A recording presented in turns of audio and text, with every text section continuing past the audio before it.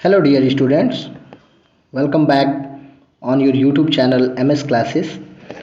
तो हम लोग बात कर रहे थे class 12th the last lesson के बारे में, और इसका फर्स्ट वीडियो जो है पहले ही चैनल पे अपलोड हो चुका है। पहले वो देख लीजिए, फिर यहाँ आइए इसको देखिए। So let us start the second part of this video. हम लोग यहाँ तक पढ़ चुके थे और यहाँ से आगे बढ़ना है, ठीक है। आफ्टर द ग्रामर के बाद we had a lesson in writing. हम लोगों ने राइटिंग में लेसन पढ़ा, कुछ लिखा। That day M Hamel had new copies for us. और उस दिन एम हैमिल हम लोग के लिए नई कापियाँ लाए थे। Written in a beautiful round hand France Alsace, जिस पर गोल अक्षर में राउंड शेप में फ्रांस अल्जैक लिखा हुआ था। They look like little flag floating everywhere in the school room. और ऐसा प्रतीत हो रहा है जैसे छोटे छोटे झंडे हों, ठीक है, जो पूरे क्लासरूम में इधर उधर बिखरे पड़े हैं। Hung from the rod at the top of our desk, जो हम लोग के डेस्क के ऊपर टंगे हुए हैं। You ought to have seen how everyone set to work and how quiet it was। आप वहाँ पर आराम से देख सकते थे कि सब लोग कितने अपने कार्यों को करने में कितने अच्छे से बिजी थे और कितना शांत माहौल लग रहा था उस समय। The only sound was the scratching of the pens over the paper. और सिर्फ अगर किसी चीज़ की आवाज़ आ रही थी तो वो पेपर के ऊपर जो पेन चल रहे थे उन्हीं की आवाज़ थी। स्क्रैचिंग, जो खुरचने की आवाज़ थी, उसकी आवाज़ थी। Once some beetles flew in. जब कमरे में कुछ बीटल्स आए, but nobody paid any attention to them. किंतु किसी ने भी उन बीटल्स पे ध्यान नहीं दिया, ठीक है। Not even the littlest one, यहाँ तक कि छोटे बच्चे भी नहीं। Who worked right on tracing their fish hook, जो अपने फिश हुक के साथ काम कर रहे थे। As if that was French too, जैसे मानो कि वो भी क्या हो, फ्रेंच हो एकदम। On the roof the pigeons cooed very low. और छत के ऊपर जो पिजन्स थे, जो कबूतर थे, वो भी हल्की हल्की आवाज़ में कू कर रहे थे, अपनी आवाज़ निकाल रहे थे। And I thought to myself, मैं मन ही मन सोचा, will they make them sing in German even the pigeons. क्या वे लोग पिजन जो कबूतर हैं उनको भी जर्मन बोलने के लिए मजबूर करेंगे, जर्मन में गाने के लिए मजबूर करेंगे। Whenever I looked up from my writing I saw M Hamel sitting motionless in the chair and gazing first at one thing then at the another. और जब कभी भी मैं अपनी राइटिंग के बीच में से मिस्टर एम हैमिल को देखता था तो वो एकदम मोशनलेस, गतिहीन पड़े हुए थे अपने चेयर पर, जो बार बार किसी एक चीज़ को देख रहे थे, फिर उसके बाद दूसरी चीज़ को देख रहे थे। As if he wanted to fix in his mind just how everything looked in the little school room. जैसे मानो कि वह हर एक चीज़ को अपने दिमाग में बसा लेना चाहते हों कि आखिर उस स्कूल रूम में, उस स्कूल के उस क्लास में कौन सी चीज़ें कैसी थी, हर एक चीज़ को अपने दिमाग में बसा लेना चाहते हों। फैंसी फॉर 40 ईयर्स, और क्योंकि पिछले 40 साल से ही had been there in the same place, क्योंकि पिछले 40 साल से वह एक ही स्थान पे थे। With his garden outside the window, अपने यानी कि खिड़की से बाहर जो विंडो था। And his class in the front of him, और वो जो क्लास था उनके सामने, ठीक है। जस्ट लाइक दैट, बिल्कुल उसी के जैसे बागीचा वहाँ पे था 40 साल से, जैसे वहाँ पे क्लासेस थे, वैसे ही वो भी वहीं पर पिछले 40 साल से सर्विस कर रहे थे। Only the desk and benches had been worn smooth, क्योंकि केवल डेस्क और बेंचेज जो थी वही थोड़ी सी पुरानी हो गई थी। The walnut trees in the garden were taller, जो वॉलनट ट्रीज था बागीचे का वो थोड़ा बड़ा हो गया था। And the hop vine that he had planted himself twined about the window to the roof. और जो होप वाइन थी, जो लताएं थी जिसे उन्होंने स्वयं ही लगाया था, वो अब दुगुनी हो गई थी, छत के बराबर चली गई थी।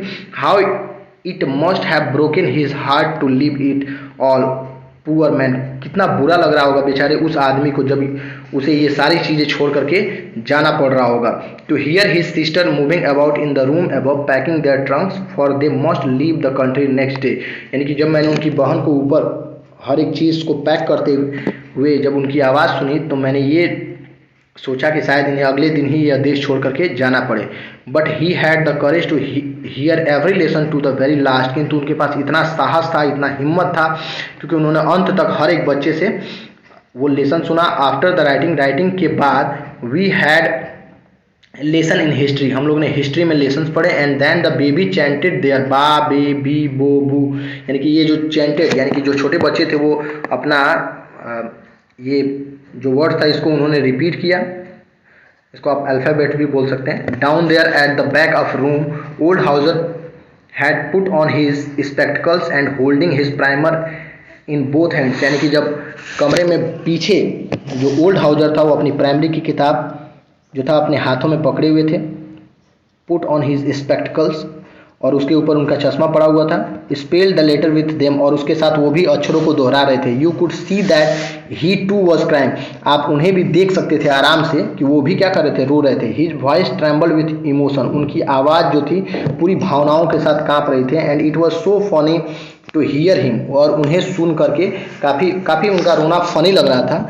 That we all wanted to laugh and cry, कि हम लोग भी हंसना चाहते थे और रोना भी। How well I remember it that last lesson, मुझे अच्छे से याद है, मतलब कितना अच्छे से याद है मुझे अपना अंतिम lesson. All at once the church clock struck 12, और तभी हम सभी लोग ने चर्च क्लॉक में जब 12 बजने की आवाज़ आई, हम लोग ने घड़ी की आवाज़ सुनी। दैन द एंजलस, और तब जो एंजलस थे, at the same moment the trumpet of the Persian, और तभी जो पर्सियंस थे उनकी ट्रम्पेट्स की आवाज़ सुनाई दी हमें, ठीक है। इसके बाद रिटर्निंग फ्रॉम द ड्रिल, और वे शायद अपने परीक्षण से, अपने अभ्यास से वापस आ गए थे। साउंडेड अंडर आवर विंडोज, और हमें उनकी आवाज़ खिड़की से बाहर सुनाई दे रही थी। M Hamel stood up, M Hamel खड़े हुए, वेरी पेल, जो काफ़ी अब बिल्कुल पीले से पड़ गए थे, बिल्कुल निराश हो गए थे, ठीक है।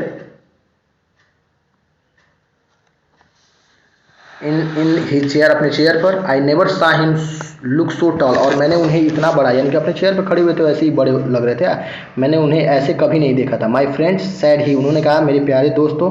आई बट समथिंग चोक्ड हिम, किंतु अचानक से उन्हें किसी चीज़ ने रोक दिया, ठीक है।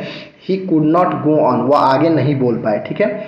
आगे कह रहा है कि then he turn to the blackboard, तब वो ब्लैक बोर्ड की तरफ मुड़े। Took a piece of chalk, एक चाक का टुकड़ा लिया। And bearing on with all his might, और अपना पूरा जोर लगा करके he wrote as large as he could, और उन्होंने उतना बड़ा लिखा जितना बड़ा वो लिख सकते थे। वाइव ला फ्रांस, यानी कि फ्रांस की जय हो, फ्रांस की जय हो, इसका मतलब होता है फ्रांस की जय हो। Then he stopped and leaned his head against the wall, तब वो खड़े हुए और दीवार की तरफ यानी कि अपना सिर टिका दिया, ठीक है। एंड विदाउट अ वर्ड, और बिना एक भी शब्द कहे, ही मेड अ गेस्चर, उन्होंने इशारा किया टू अस, हम लोगों से, विथ हिज हैंड, अपने हाथ से, कि स्कूल इज डिसमिस, कि स्कूल क्या है, बंद हो गया। यू मे गो, आप लोग जा सकते हैं।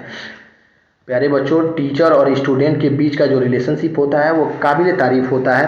कभी भी कोई टीचर अपने बच्चों को छोड़ करके जाता है, या बच्चे अपने टीचर को छोड़ करके जाते हैं, तो हमेशा दुख की घड़ी होती है, और दुख सबको होता है, चाहे वो टीचर हो चाहे वो स्टूडेंट हो।